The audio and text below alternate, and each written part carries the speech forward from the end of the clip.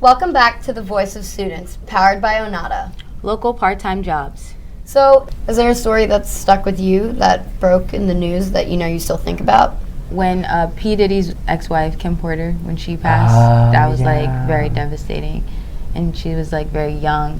I know how influential she was like in the black community, as well as like her just being like the best model and pretty much activist ever. And for her to die at a young age from, something that seems not even like small, but something that you wouldn't expect to happen. It was so like out of the blue, and like I really wasn't expecting it. It was actually really sad. Yeah. Do you think it would be better if we didn't instantly get this information? Do you think it would be better if we waited for, the actual story to break? I don't even know if this would be possible because of social media, but imagine we shifted to a time where information was only allowed to be released firsthand. How do you think that would be? Because what would we do? We wouldn't know, so. I mean, it would be like a little bit better if we just waited to get all the facts. I think the truth will always come out, so even when these stories, these publications put in a fact that isn't true or it's not entirely correct, a couple days later someone's coming out and saying like, no, this isn't actually true, this is what happened. And I mean, if we waited for all stories to come out, like how are newspapers going to make money? Like how are the tabloids going to? It's true, but since a lot of the time these stories do become fabrications and stuff, do you think, in addition to libel, which can't always be proved, do you think there should be some type of consequence for producing false information like this, even if it's not maliciously? Like, do you think that these outlets and news stations and different tabloids should face some kind of consequence? Because libel can't always be proved, but they're still likely hurting somebody with that information. Yeah, it would depend on the situation. I'm leaning towards no, because then, like, what, a story comes out about a celebrity that's not true, and then they're just like, well, this is libel, I'm calling it, like, it's a slippery slope, kind of. So I have no idea. I agree, only because it depends on what it was. Like, say, the hospital the celebrity was in was wrong. Like, I don't think the newspaper company should be, blamed or be ridiculed for that small, amount of information when everything else was true, versus, like, a whole fabrication. Exactly. And a whole fabrication that could defame the celebrity's character and who they are and everything that they've brought up, versus, like, what hospital or what house or the state they were in at that time. Yeah.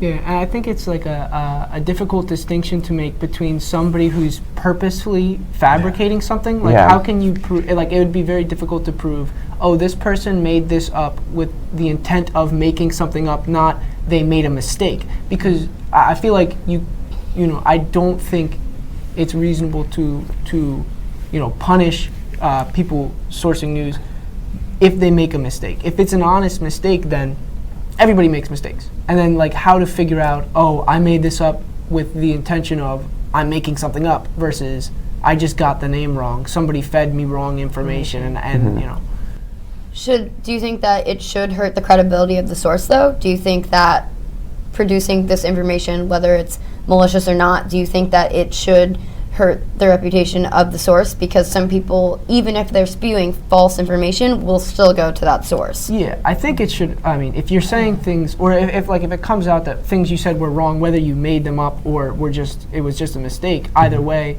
if you made them up, then you're kind of a liar, and that's not good. But if you make a mistake, then that shows that your news service is less reliable to have correct information, and then you watch it less, or hopefully people would watch it less, or listen, or like take their with a grain of salt, take what they say with a grain of salt. And I think that's why the companies, the publishers, even have that self-interest, because for them it's the audience. If they report something falsely, they can lose the audience, and that's a huge thing for them, obviously. What do you think our responsibility, though, as just fans or citizens or just average people, what do you think our responsibility is towards these celebrities and towards the different outlets? Like, how should we be responding to them? Well, kind of like Aaron said before, just reader knowledge, like knowing when you read something, not just taking it at face value and moving on, like doing a little bit more digging, like who's the source, like what is it? Is this the only outlet reporting on it? Is there another place reporting on it? Is anything conflicting in this report?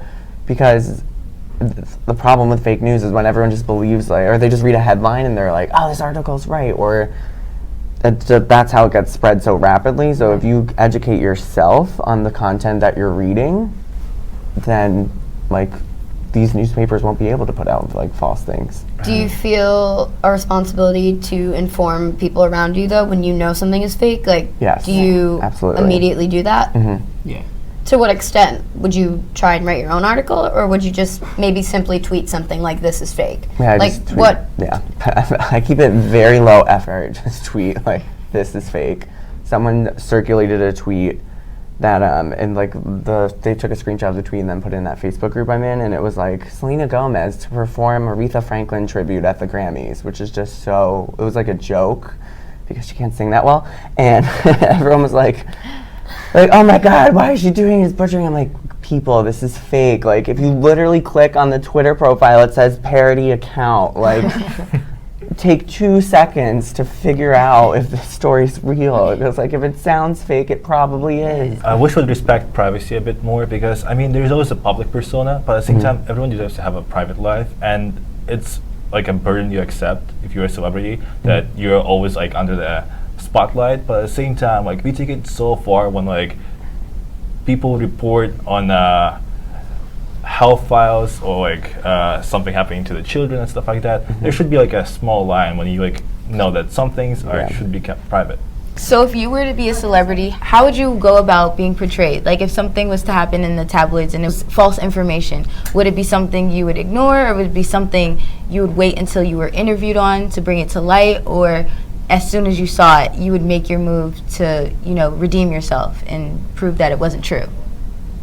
Depends. It depends what the story is. Like, is this a damaging story that's going to ruin my life? Then, yeah, I'm going to have to come out and address it, obviously, right away. But if it's just, like, some dumb supermarket magazine headline, like, gossip, where it's like, Kyle eats pizza with a fork. Like, I'm going to be like, whatever, fine, sure, I eat pizza with a fork. Yeah, I think it also kind of depends on how much attention it gets. Right. Because if you're going to be a celebrity and have to deal with, like, if you're going to address every single thing that comes out about you that's not 100% true, you're going to be, Crash and burn. Yeah, you're going to fall apart.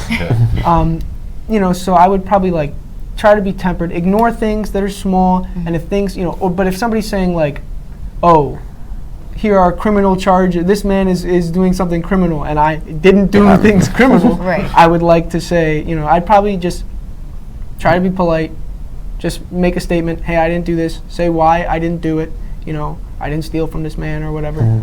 And then, but I don't want to like feed into it too much, because I feel like if you give it, as a celebrity, if you give it too much attention, it encourages people to jump into it more and more, and then maybe, potentially fuel their own fire.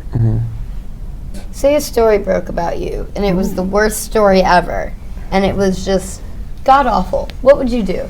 I'd definitely probably make like a personal statement and try to stick to the facts, like, because, I mean, if you factually show that like that cannot happen to you, that's more than enough often. Especially if you apply for libel, that's like a big thing. If the story is true about the celebrity, then you cannot really libel it. But if you can prove that it's false, then might as well. And that way, you also can kind of set an example for like other publishers. If you win a case, they're probably not going to post more stuff about you. Don't mess with me. Thanks so much for joining us, Val, Kyle, and Aaron. We'll be back next time for another great episode of The Voice of Students, powered by Onata, local part-time jobs.